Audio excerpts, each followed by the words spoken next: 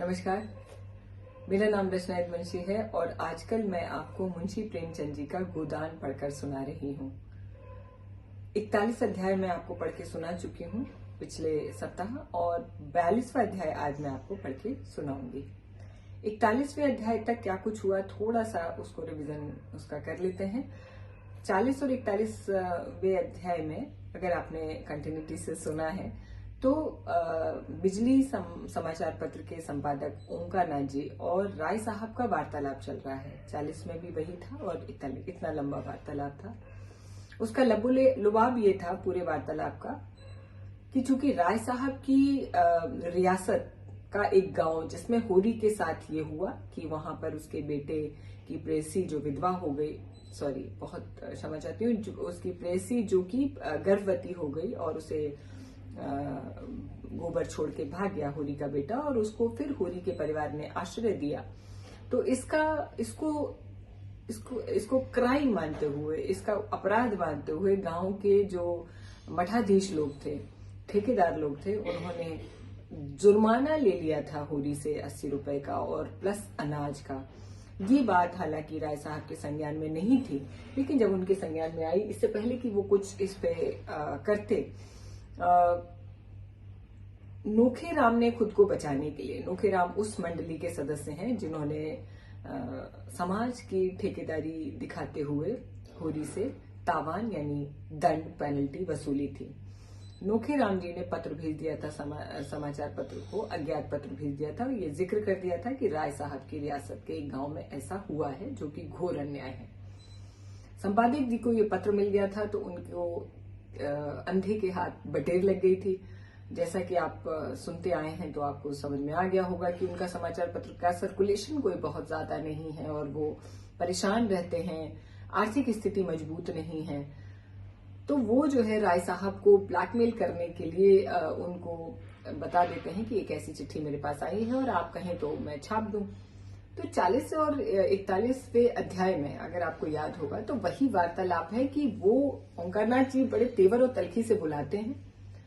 उसके जवाब में राय साहब जो है वो उनके जो तेवर हैं वो बड़े रोचक ढंग से प्रेमचंद जी ने लिखे हैं कि वो एक हाथ से तो मित्रता का वास्ता दे रहे हैं संपादक जी को कि आप मेरे मित्र हैं इसलिए मैं चला आया, वरना मुझे कोई फर्क नहीं पड़ता कि कौन मेरे विषय में क्या कह रहा है, क्या लिख रहा है।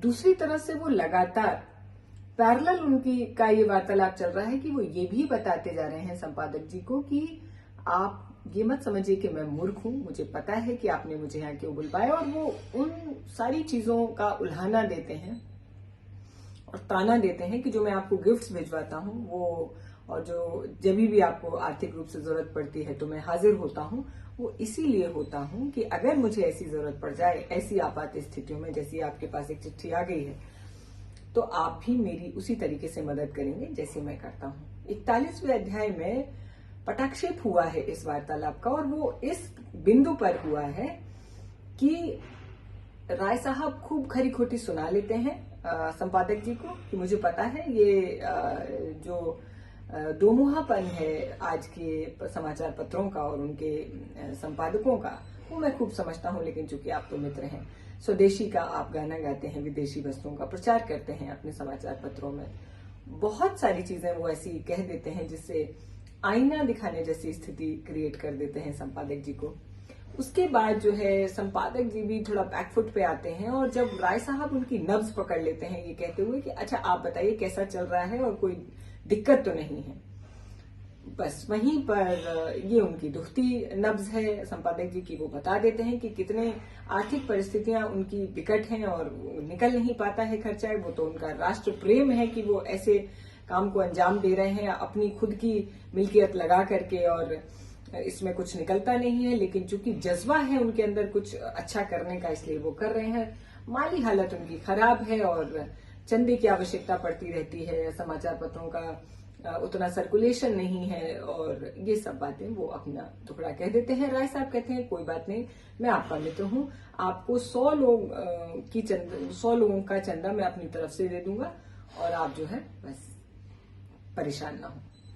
ये बिंदु जो है ये बहुत ज्यादा टर्निंग पॉइंट है पूरे कॉन्वर्सेशन का, क्योंकि यहीं से ओंकारनाथ जी एकदम से मेल्ट हो जाते हैं और जिस तेवर के साथ उन्होंने राय साहब को बुलाया था वो तो पूरा हो नहीं पाता, और वो बल्कि वो खुद को आप देखिए कि मोनोलॉग है, अपनी पत्नी से जो बातचीत हो रही है उसमें संपादक जी इस तरीके की बात कर रहे हैं कि उनको पता है कि उन्होंने ये ठीक नहीं किया है। एक ऐसे व्यक्ति की सहानुभूति और सहयोग उन्होंने ले लिया है, स्वीकार कर लिया है, जिसके खिलाफ वो अभी कुछ देर पहले लिखने जा रहे थे, लेकिन फिर वो दिलासा देते हैं, पत्नी से कहते हैं कि दुष्टों के साथ शर्ता करने में कोई हिचक नहीं होनी चाहिए, और जो दूसरों को लूटता है उसको लूटने में कोई, माने वो डिफेंस मैकेनिज्म अपनाते हैं संपादक जी, और उनको लगता है कि अगर उन्होंने ये स्वीकार कर लिया है तो कोई बहुत बड़ी ऐसी उन्होंने गलती नहीं की है, लेकिन उनकी आत्मा जो है वो कचोट रही है। कुल मिला के संपादक जी करना तो राष्ट्रहित में काम चाहते हैं,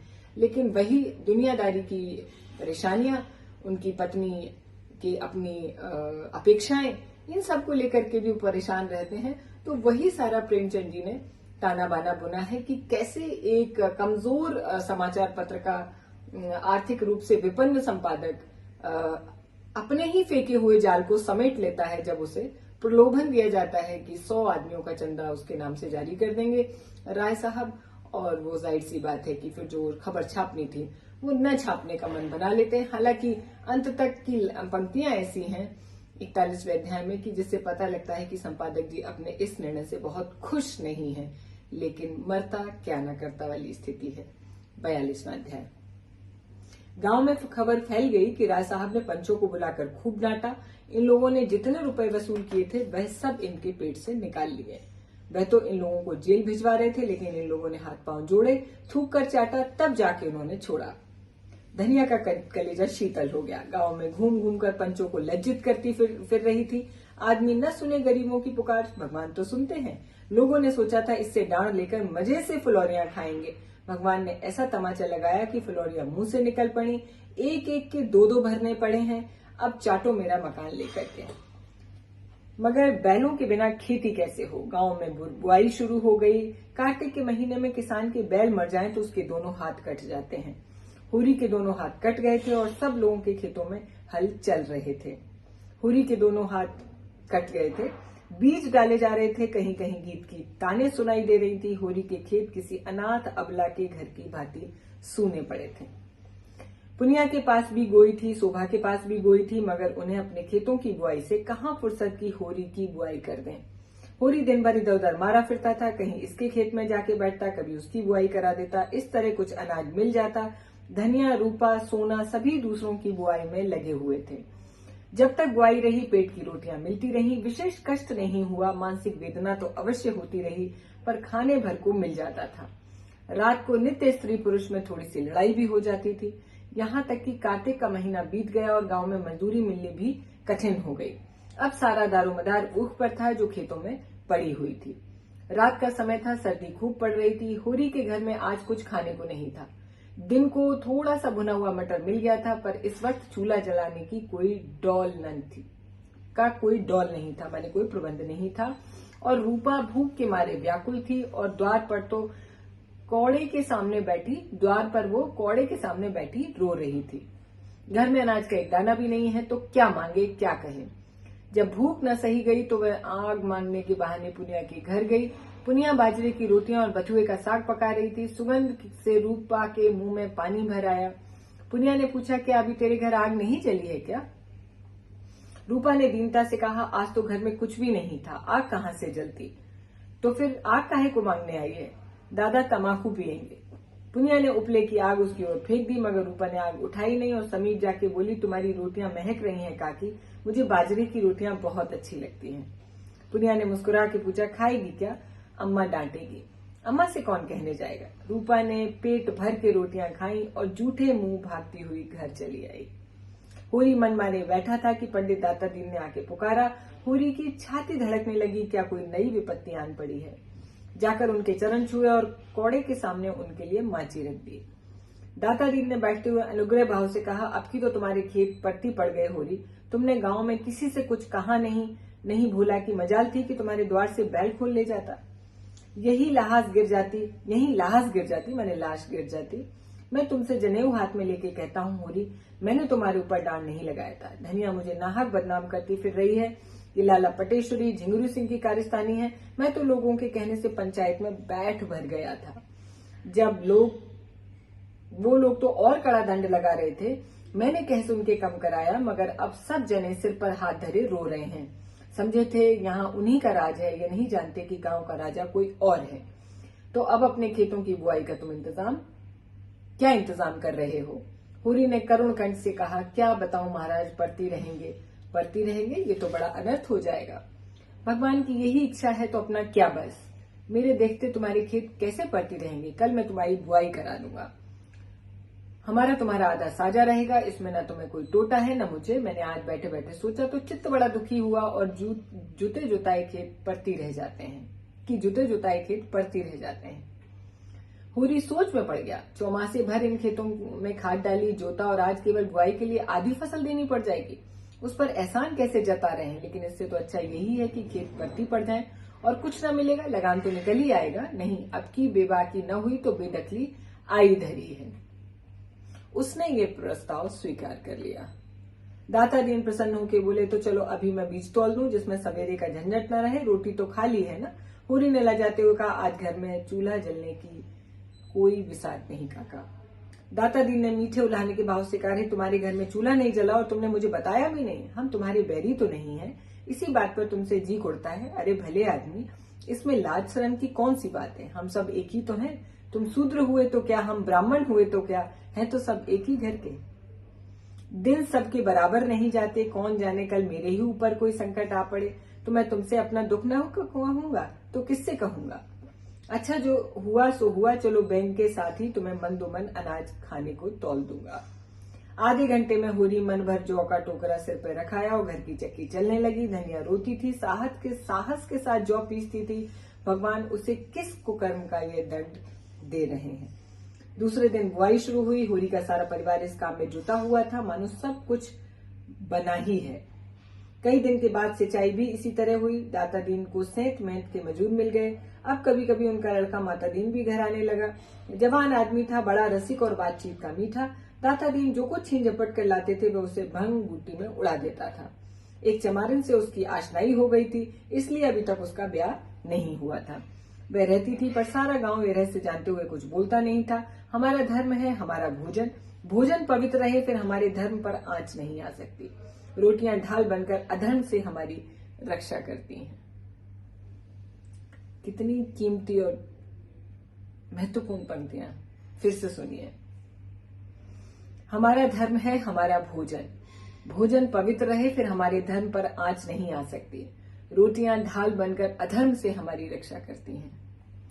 अब साजे की खेती होने से माता दीन को झुनिया से बातचीत करने का अवसर मिलने लगा। वह ऐसे गांव से आता जब झुनिया के सिवा और कोई नहीं होता। किसी बहाने से तो कभी किसी बहाने से। झुनिया रूपवती न थी, लेकिन जवान थी। उसकी चमारिन प्रेमिका से तो अच्छी ही थी। कुछ दिन शहर में रह चुकी थी, पहनना ओढ़ना बोलना चालना जानती थी और लज्जाशील भी थी, जो स्त्री का सबसे बड़ा आकर्षण है।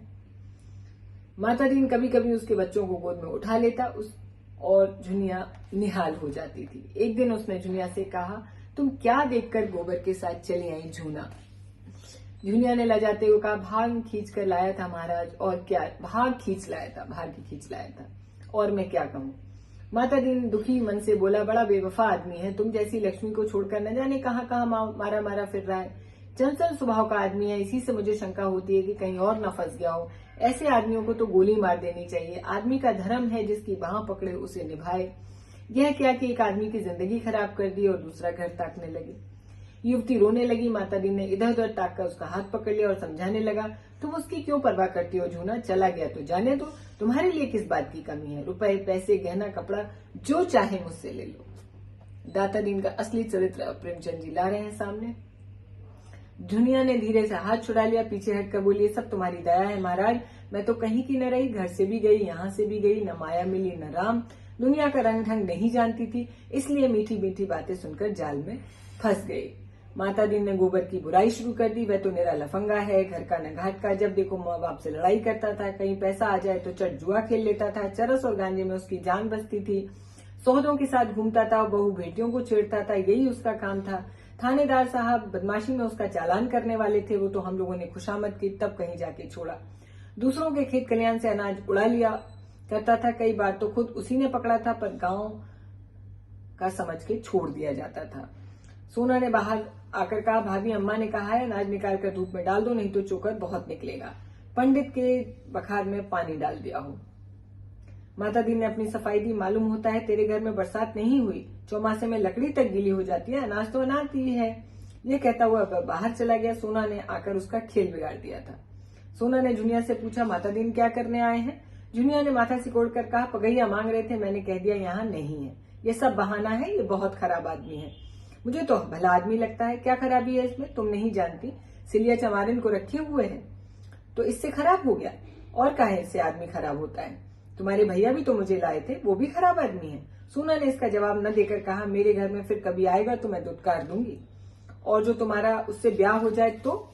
सोना लजा गई, तुम तो भाभी गाली दे रही हो, इसमें गाली की क्या बात है? मुझसे बोले तो मुंह झुलस दूं। तो क्या तुम्हारा ब्याह किसी देवता से होगा? गांव में ऐसा सुंदर सजीला जवान दूसरा कौन है? तो तुम चली जाओ ना उसके साथ, सिलिया से लाख दर्जे अच्छी हो। मैं क्यों चली जाऊं? मैं तो एक के साथ आई हूं, अच्छा है या बुरा? तो मैं जिसके साथ ब्याह होगा उसके साथ जाऊंगी, अच्छा हो या बुरा। और किसी बूढ़े के साथ ब्याह हो गया तो? सोना हंसी, मैं उसके लिए नरम नरम रोटियां पकाऊंगी, उसको दवाइयां दूंगी, उसका हाथ पकड़कर उसे उठाऊंगी, मर जाएगा तो मुंह ढक के रोऊंगी। और तुम्हारा किसी जवान के साथ ब्याह हुआ तो? तब तुम्हारा सिर, हाँ नहीं तो। अच्छा बताओ, तुम्हें बूढ़ा अच्छा लगता है कि जवान? जो अपने को चाहे वही जवान है, न बूढ़ा न जवान। देव करे तुम्हारा ब्याह किसी बूढ़े से हो जाए तो देखूं तुम कैसे चाहती हो, तब मनाओगी। किसी तरह निगोड़ा मर जाए तो किसी जवान को लेकर बैठ जाऊं। मुझे तो ऐसे बूढ़े पर दया आएगी।